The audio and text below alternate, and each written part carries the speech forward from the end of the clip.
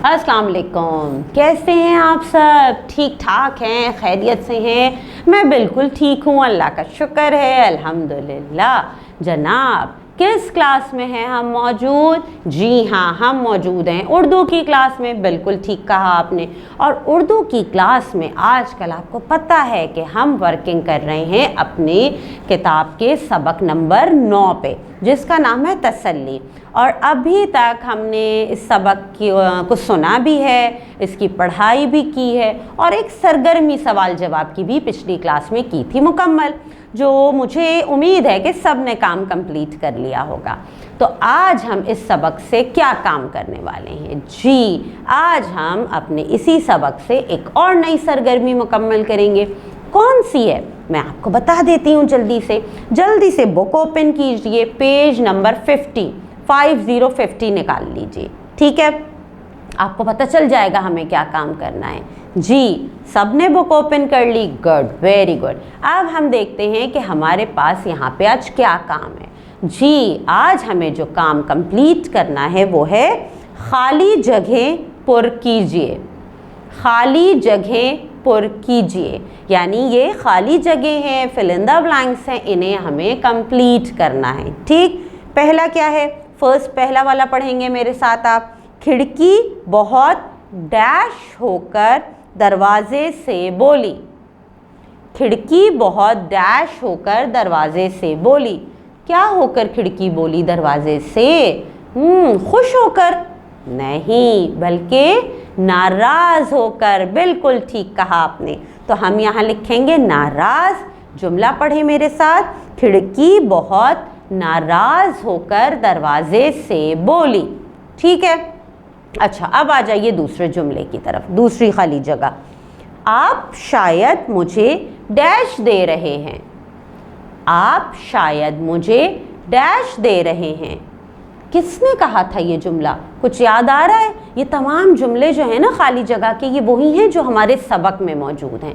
तो ये जो जुमला है कि आप शायद मुझे डैश दे रहे हैं, ये जुमला खिड़की ने बोला था। किससे? दरवाजे से। और क्या कहा था? आप शायद मुझे तसल्ली दे रहे हैं। जी, आप शायद मुझे तसल्ली दे रहे हैं। ठीक है, आपने ब्लैंक में लिखा तसल्ली। ठीक, अच्छा, इसके बाद है तीसरा जुमला। बाहर का शोर और डैश या डैश अंदर ना आए। बाहर का शोर और डैश या डैश अंदर ना आए। क्या ना आए? बाहर का शोर और बारिश या मिट्टी अंदर ना आए। ठीक है, तो आपने जो खाली जगह है उसमें क्या लिखा?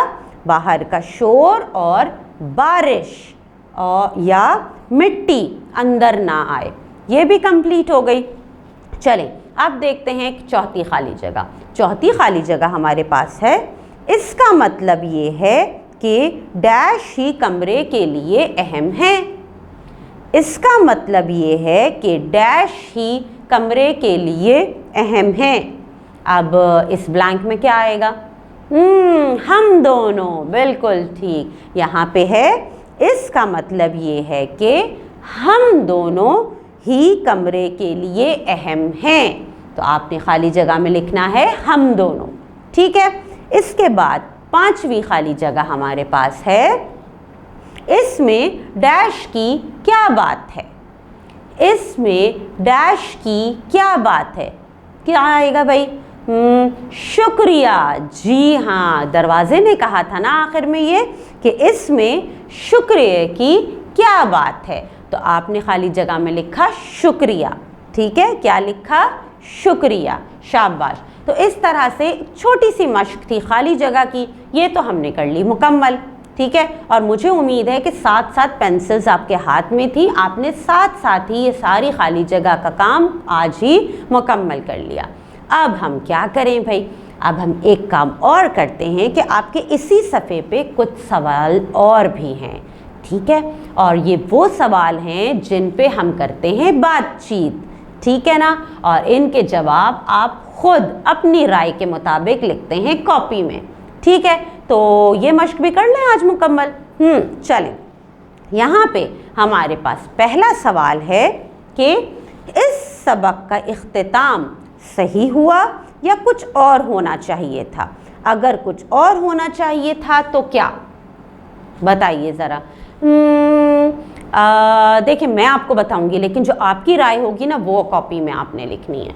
भाई इस सबक का इख्तिताम ये हुआ था कि फिर वापस दरवाज़ा खुला था, अंदर कोई आया था और आने वाले ने खिड़की को कर दिया था बंद और दरवाज़ा खुला छोड़ के चला गया था।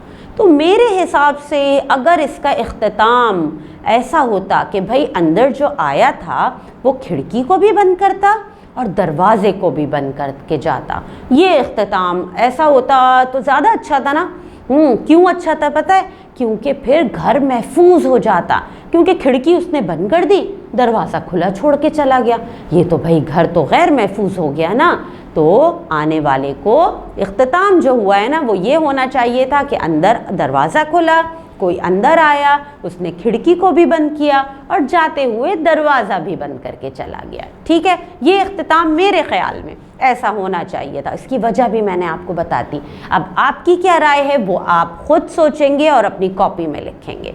ठीक है, फिर यहाँ दूसरा सवाल है हमारे पास, खिड़की और दरवाजे के मकालमे में ज़्यादा समझदारी की बातें किसने की? क्या सवाल है? खिड़की और दरवाजे के मकालमे में ज़्यादा समझदारी की बातें किसने की? अब क्या लगता है भाई, ज़्यादा समझदारी की बातें किसने की थी? मेरे ख़्याल में तो दरवाजे ने, क्योंकि खिड़की तो नाराज़ थी भाई, और खिड़की दरवाजे जो हैं वो खिड़की को समझा रहे थे। ठीक है ना, समझा रहा था ऐसा है वैसा है, इसलिए आपको खुला छोड़ा है, मुझे इसलिए बंद किया है। तो मुझे लगता है ज़्यादा समझदारी की बात जो है वो दरवाजे ने की थी। आपका क्या ख्याल है, दरवाजे की बातें ज़्यादा समझदारी की थी या खिड़की की? दरवाजे की ना जी, मुझे लगता है आपका भी यही जवाब होगा। तो आपका क्या जवाब है वो आप अपनी कॉपी में लिखेंगे। ठीक है, इसके बाद हमारे पास सवाल है, खिड़की और दरवाजे का मकालमा कहाँ हुआ? माहौल की शनाख्त कीजिए। खिड़की और दरवाजे का मकालमा कहाँ हुआ? माहौल की शनाख्त कीजिए।